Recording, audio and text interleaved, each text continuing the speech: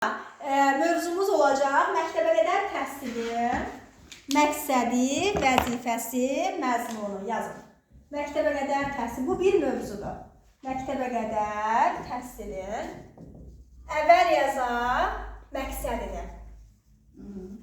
Məktəbə qədər təhsilin ümumilikdə bu belə deyim də sizin üçün bilirsiniz harda çətinlik olacaq. Məqsəddə nələr var biləcəksiniz. Vəzifədə nə var biləcəksiniz, məzmunda nə var biləcəksiniz. Sadəcə olaraq mən soruşanda onu qarışdıracaqsınız ki, o vəzifədirmi, məqsəddirmi, yoxsa məzmundurmu? Onu qarışdıracaqsınız. İndi diqqətlə qulaq asaq. O da yavaş-yavaş inşallah öz yoluna düşəcək. Elə bil ki, belə deyək də, özünüzdən asılı olmadan öyrənəcəksiniz onu. Aydın oldu. Deməli, məktəbə qədər təhsilin məqsədi nədir? Birinci məqsədi budur ki, bağçadan aşağıda təhsil pilləsi varmı? Yoxdur, elə deyilmi? Təhsilin ilk pilləsi kimi, bəli, ilk pilləsi kimi fərdin, cəmiyyətin, dövlətin, yəni burada valideyn var, burada uşaqlar var, hamının meyil marağını nəzərə alaraq, nəzərə almaq. Ümumiyyətcə, məqsəd budur ki, onların meyil marağını nəzərə almalıyam. Bu birinci məqsəd. İkinci məqsəd nədir? Uşaqların hər tərəfli inkişafını təmin etmək. Bura hər tərəfli inkişafa aiddir. Əmək bacarıqları, estetika, fiziki inkişafı, yəni bunların hamısının hər tərəfli inkişafının təmin olunması. Üçüncü məqsəd isə budur. Uşaqların Azərbaycançılıq ruhunda tərbiyə olunması. Bəli, vəssalam. Bax, bu üç məqsəd. Bu, məktəbə qədər təhsilin məqsədidir. Əslində belə bildiniz. Bildiniz ki, məsələn, təhsilin ilk pilləsidir, fərdin, cəmiyyətin, dövlətin maraqlarını nəzərə almalıdır. Ondan sonra hər tərəfli inkişafını təmin etməkdir, Azərbaycançılıq ruhunda tərbiyə olunmasıdır. Bunu bildiniz, elə deyilmi? Bunu indi silirik. Keçəcəm, məktəbə qədər təhsilin ilk pilləsidir, fərdin, dövlətin, cəmiyyətin maraqlarını nəzərə alır, bəli. Sonra keçək indi məktəbə qədər təhsilin vəzifələrinə. Bayaqki məqsəd idi. Vəzifələri. Fərdə də şəxsiyyət. Aha, ay sağ olun. Birinci vəzifəsi budur ki, uşaqların şəxsiyyət kimi formalaşması. Şəxsiyyət kimi formalaşması.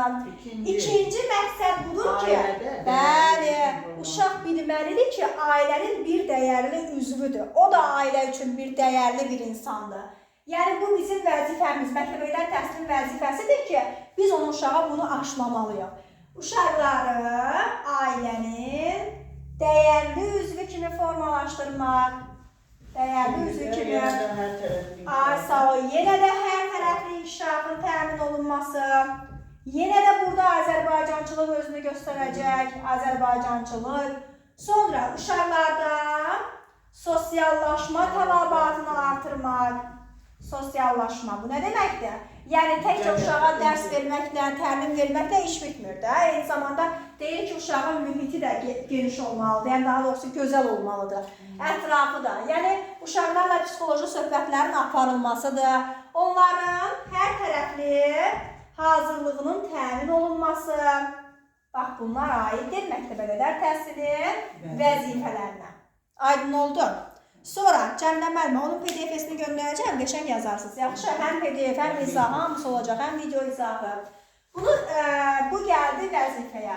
Əslində bu bir mövzudur. Məqsəd, vəzifə, məzmun. Hərəsində 5-5 cümlə var. Aha, indi məktəbə qədər təhsilin məzmunu nədir? Ümumiyyətcə, məzmun sözü bilirsiniz nədir? Mündəricatdır. Mündəricat. Yəni, bayaq əgər biz vəzifə bunu etməliyik dediksə, məqsəd budur ki, əvvəldən mən məqsədimi təyin edirəm ki, mən uşaqlarda bu bacarıqları formalaşdırmalıyam. Vəzifə budur ki, artıq onu formalaşdırıram ardıcıl şəkildə. Məzmun isə mündəricatdır. Mündəricat sözündə harada rast gəlmişik? İçindəkilərdir də. Kitabın içindəkilərinin ardıcıl şəkildə düzülüşüdür. Sonra keçirik içərisinə. Bəs burada məktəbə qədər təhsilin məzmununa nələr aiddir? Məzmununa, bəli, uşaq cəmiyyətə uyğunlaşmalıdır. Müstəqil olmaq. Bəli, ay sağ olun. Cəmiyyətə uyğunlaşma, kollektivdə özünü apara bilməsi. Bax, bunları mən uşağa öyrətməliyəm. Özünü aparması. Sonra uşaq müstəqil olmalıdır. Bəli, məsuliyyətli olmalıdır. Ay sağ olun. Başqa? Bəli, cavabdehlik olmalıdır. Cavabdehlik. Sonra ətrafa baxmağı bacarmalıdır. Yəni estetikası olmalıdır, dünya görüşü olmalıdır. Ətrafdakı gözəlliyi görə bilməlidir. Bəli, bilməlidir. Sonra nitqi düzgün şəkildə inkişaf etməlidir. Nitq, təsvir, tərtibat bacarıqları olmalıdır. Nitq, təsvir, tərtibat. Yəni burada da yenə də uşaqların inkişafının təmin olunmasıdır. Bunların hamısı məktəbə qədər təhsilin məzmununa aiddir. Məsuliyyətli olmalıdır. Bəli, məsuliyyətli olmalıdır. Ay sağ ol, cavabdeh, müstəqil olmalıdır. Bunların da hamısı məzmuna aiddir. Əslində, yenə də deyirəm, belə danışanda məzmun, məqsəd, vəzifə, ard-ardına danışanda, yazanda bilirsiniz. Amma indi mən soruşanda ki, hansına aiddir, onda çətinlik çəkəcəksiniz ki, bu məzmundur, bu məqsəddir, vəzifədir. Bax, onda çəkin. Məsələn, bilirsiniz, Azərbaycançılıq ruhuna bilirsiniz, təhsilin ilk pilləsi kimi fərdin, cəmiyyətin marağını nəzərə almalıdır. Amma o məzmundan mı vermişdim mən onu, vəzifədən, məqsəddən vermişdim, bunu əzbərləməliyik. Aydın oldu? Bəli. Bu sırf əzbər. Bəli, sırf əzbərə köklənir. Sonra bir dənə də təşkili qaydalarını verəcəm. O ümumiyyətcə onu dedikcə biləcəksiniz ki, həqiqətən o rahatdır, çətin deyil. Bunları yenə də deyirəm, qarışdıracaqsınız, amma o rahatdır. Əzbərlərdə bir şey bilmədənəm. Bəli, inşallah əzbərləyəcək. Mən avtobusa geldi, tabağı yeyəcək. Mən gəlməz olmayacaq. Təşkili. Niyə? Təşkili qaydaları. Gələndə olmayacaqsınız? Siz. Yaxşı. Birincisi yazaq. Neçə yaşlı uşaqları əhatə edir məktəbə qədər təhsil müəssisəsi? Təşkili qaydaları bu deməkdir ki, bağçalar necə təşkil olunmalıdır? Nələr olmalıdır bağçada? Birinci, 1-6 yaşlı uşaqları əhatə etməlidir. Neçə yaşlar üçün məktəbə hazırlıq zəruridir? 5 yaşlılar üçün zəruridir. Sonra, bax, siz müdürlər olaraq bir uşağı dövlət hesabına neçə təhsil müəssisəsində qeydiyyatdan keçirə bilərsiniz? 3? 2. Necə 3-2? Bir sayılı var. Yalnız bir. Dura bilir. Uşaq elə bir uşaq yox. Bəli, yalnız bir. Mən bugün 3 sayılı bağçaya uşağı aparıb, valideyn olaraq sabah 5 sayılı apara bilərəmmi? Növbəyə durmalıyıq. Yox. Dövlət hesabına, bəli, yalnız bir müəssisədə.